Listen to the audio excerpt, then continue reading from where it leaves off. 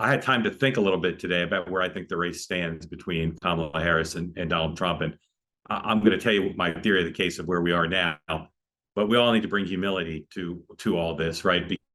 Because we, in some ways, as extraordinary as the debate performance was, and then Joe Biden's decision to give up the nomination, extraordinary as an assassination attempt that almost succeeded against Donald Trump, what's happening now may be, in the context of surprise, more extraordinary, or at least as extraordinary, because most Democrats, including President Biden, did not anticipate Kamala Harris being a strong general election candidate. Severe doubts about her. And that's partly why he was so insistent on trying to keep the nomination even before the debate when people raised it. He saw no way around her being a nominee. I'm going to tell you how I see what's going on with her right now as a snapshot of where we are, and then I'm going to caveat it a lot. But let me tell you what I see currently. And what I see is a race now where we're on the precipice of Donald Trump being the underdog after having a virtual lock on winning a general election. First of all, if you watched the vice president's event today in Wisconsin, you saw a performance that I don't think a critic could take issue with. Now, you could take issue with their emphasis on certain issues, and we'll talk about that. But in terms of performance, on the prompter, relaxed, riding the wave of the audience, it was, I just think, again, just as I thought the Republican convention was indisputably technically proficient, I thought the rally was technically proficient. I thought her energy was great. Her style, her tone. If she pulls that off in her convention speech, it'll be a great success. Second, the press coverage is out of control. We all know, whether you sit in the RNC or in Mar-a-Lago or in Chuck Schumer's communications director's office, we all know what liberal media bias looks like, what anti-Trump resistance press coverage looks like. We all know what that looks like. And it is as intense now as it's been. And I think it's going to stay that way unless Kamala Harris really screws up. And that is worth billions of dollars. It's a massive advantage. It's not something Joe Biden had before the debate. It's certainly not something he's had in the last 3 weeks before he withdrew. And it's a massive advantage. And I don't know that Donald Trump can do anything to get it back. The only way he can get it back is if Kamala Harris gives it back through a series of errors. It's a massive advantage. It's a massive paradigm shift. And again, I look at a lot of coverage, national coverage and local coverage, and it is roaringly positive towards her. Favorable feature stories, favorable headlines, minimizing anything negative going on with her, and either ignoring Trump or being negative about Trump. I don't know what the fundraising's done in the last day, but every indication I have from talking to people is it's still going gangbusters, and that it will. And again, as you know, the campaign has said many of the people who gave first-time contributors nowhere near maxing out are trying to give every week. That means they've got a steady stream of money coming in. The fat cats are very enthusiastic too. In fact, the enthusiasm throughout the party, people say regularly now, it's reminiscent of Barack Obama 2008, but it has the added emphasis or added element of the party coming out of this Great Depression, not just from the debate, but even before, months and months of Donald Trump being ahead of Joe Biden in the polls. So to go from despondent in many quarters of the Democratic Party, despair and resignation that there'd be another Trump term, something they thought would be impossible, just a year or two earlier, has turned now into glee. I want to read you an email exchange that I was on with 3 Democrats who, if you'd asked them 2 months ago, would it be a good idea to swap in Kamala Harris for Joe Biden? I think they would have said no. I think they had a pretty jaundiced view of her capacity to win a general election. And I asked them how they're feeling about Kamala Harris. I'll just read you the exchange. Person 1, she can win. The tight time frame will help her. Person 2, agree. Every candidate is flawed. She has a shot, which it seemed Biden lacked, although he had a special appeal to seniors who do vote. Person 3, I agree. If things break her way, if she picks Mark Kelly and she has a good pool to choose from, she can actually win, which would just be a spectacular turn of events. Person 1, my God, yes, he is very solid. Then they share a text from Jennifer Senior, the reporter, who says, just got this text from a relation who works at the Biden-turned-Harris campaign. The past few weeks at work felt like walking to a funeral. This week feels like I'm at a wedding with an open bar. Then one person says, I used to talk to Mark Kelly a lot.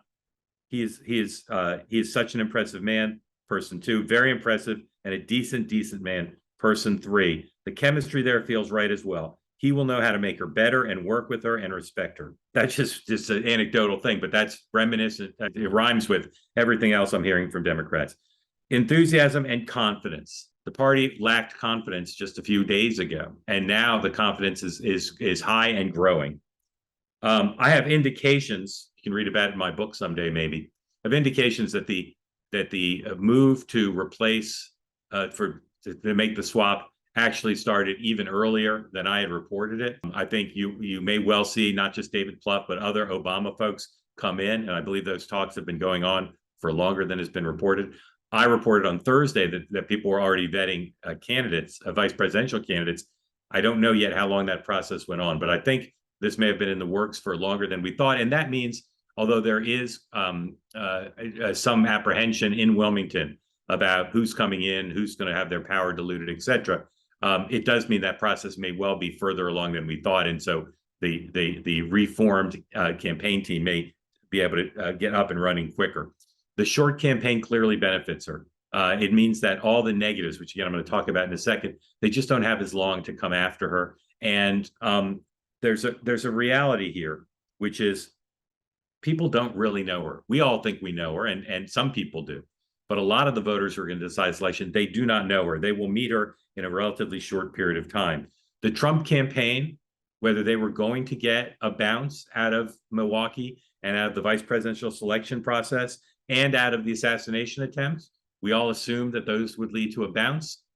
It doesn't seem like that's going to happen, in part because of the intercession of the changed event. And for those who believe that the timing of Joe Biden's decision was meant to step on the developments that would have benefited Donald Trump, we'll see. We'll see if someone can report that out. But if that was whether that was the intention or not, it may well have that effect. And I would say, based on what I know now, it is going to have that effect. So imagine the assassination attempt, the convention, the selection of the running mate, all handled in a way that would have maximized, you would have thought, to Trump's benefit, may mean nothing in terms of the polls. Speaking of the polls, Tony Fabrizio, Trump's strategist and pollster, put out a memo today, basically saying, don't worry if Kamala Harris goes ahead in the polls, it doesn't mean anything. Well, very un-Trump-like, for instance, for one thing, to put out a memo like that to say, show of weakness and acknowledging weakness. But also, we talked about this in a previous session, the psychological boost of Harris, if she goes ahead consistently in national polls and is close within the margin of error in the battleground state polls, that doesn't mean nothing. That will stoke fundraising, stoke confidence. It'll also allow the Democrats to work more closely with the national campaign and not be concerned about working with them. The 2022 paradigm, right? A lot of Democrats, when Biden was going to be the nominee, said, look at 2022. The polls showed Republicans doing well, but they didn't do as well as the polls suggested. Abortion and anti-Trump sentiment and some of these other issues, social issues, are going to be more important for enough voters than inflation, immigration, and crime, and perceived weakness on foreign policy. Whether that was definitely true or not, probably just net more likely true with the addition of 2025, which has extraordinary traction around the country, particularly, but not only with women. Whether that's true or not, right now, the momentum, the confidence, the fundraising, the enthusiasm is sky high on the Democratic side, and may now change the enthusiasm gap. That's one thing we'll be looking for in the upcoming polls. The question about, are you excited about voting in this election? The Republicans have had a huge edge there. If the Democrats keep this up, I wouldn't be surprised if that changed, particularly if it's an exciting running mate pick well unveiled. So what's on the other side of that before you start booking your hotel rooms and buying your inaugural gowns for the Harris, Kelly, or whoever inauguration? What's on the other side of that? Well, first of all, most strategists I've talked to say it would be very smart for Vice President to go to the center. Wall Street Journal lead editorial in the paper tomorrow is all about the many issues they see where she could go to the center. She's scheduled to go to speak to the teachers unions conference in Houston on Thursday. I wouldn't imagine she's going to go there and come out for school choice. And so this question of can she go, does she need to go to the center? If so, can she do it effectively is a potential trap for her. Another area of potential problems is she may not stand her campaign up as well as she needs to. She may mess up the vice presidential pick. No matter how good someone looks now, the vetting is being done in an extraordinarily fast track, and that could be messed up.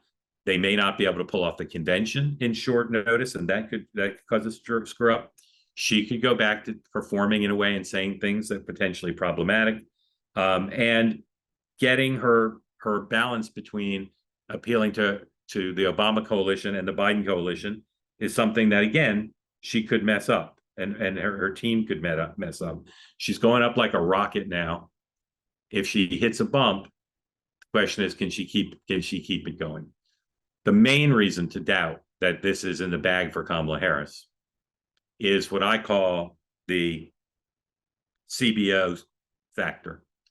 Clinton, Bush, Obama, 3 incumbents who were deeply unpopular and whose team said, if you look at our poll numbers as we run for re-election, we probably can't win. All 3 won. All 3 won because they did one basic thing. They made the alternative of the other party unacceptable to enough voters to be able to win.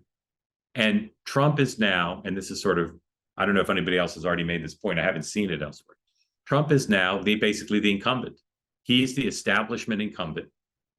And she's the challenger who he is going to try to paint as risky and negative in some way. What that frame is, we don't know. They as we talked about last night, they've tried 20 more frames today. They're trying lots of different frames. But I think the one they're going to go with, based on the early advertising and talking to Republicans, is that she's more liberal and more incompetent than even Joe Biden. And the fact is, if you look at her Senate record and you look at the positions she's taken and you look at the things she talks about, she's very liberal. Trump is not a perfect candidate, but he's going to try to make her, to go to Joe Biden's expression, don't compare. Trump's going to say, don't compare me to the almighty, compare me to the alternative. And they are going to try to paint that alternative as scary liberal, scary incompetent. It worked for Clinton, Bush, and Obama. And I believe that that's what this race is going to come down to. If she can paint herself as an acceptable alternative, where people trust her to be commander-in-chief, people trust her with the economy, people trust her to be a strong leader, people trust her to stand up to her own party when necessary, then I think she'll win this election. But that's a big if, because not only is Trump and his team extremely skilled at defining people, but she's got a lot of challenges in those areas to prove that she's ready to be commander-in-chief, to prove that she'll be a strong leader, that she will stand up to her party when necessary. She doesn't have a lot of record in these areas. That's how I see the race tonight.